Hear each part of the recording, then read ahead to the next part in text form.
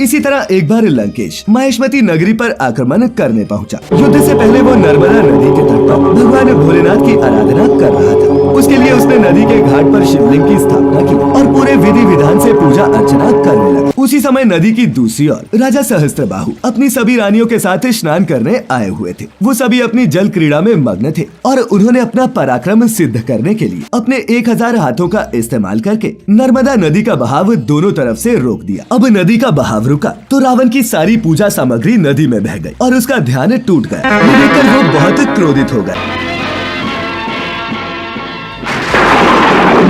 रणभूमि में खड़ा रावण युद्ध की चुनौती दे रहा है। अब राजा सहस्त्रबाहु भी पीछे हटने वालों में से नहीं थे। उन्होंने रावण की चुनौती स्वीकार। आक्रमण!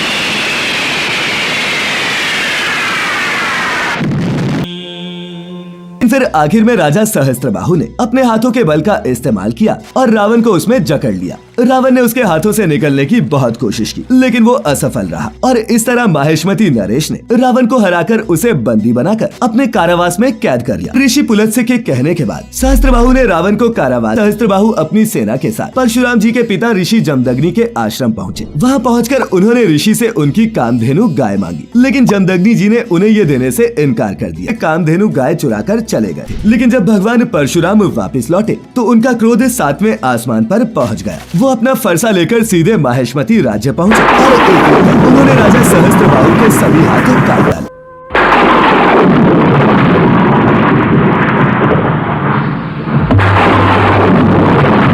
मैं सहस्त्रबाहु और तुम्हारी तो केवल 2 ही बाहें हैं। तुम क्या मुझसे युद्ध करोगे? ऐ दुष्ट, तेरा काल तेरे माथे पर आ चुका है। ये ले।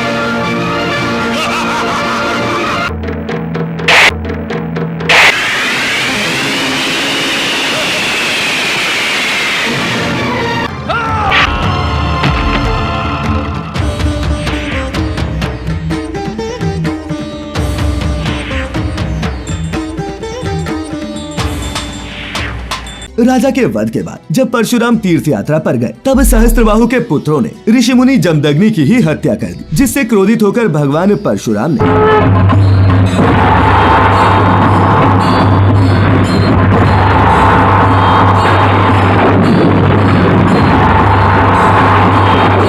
राजा सहस्त्रबाहु के वंश का 21 बार विनाश किया और है वंश का नामो निशान मिटा दिया। मित्रों, यही कारण है कि कहा जाता है कि परशुराम जी ने 21 बार इस धरती को क्षत्रिय विहीन कर दिया था।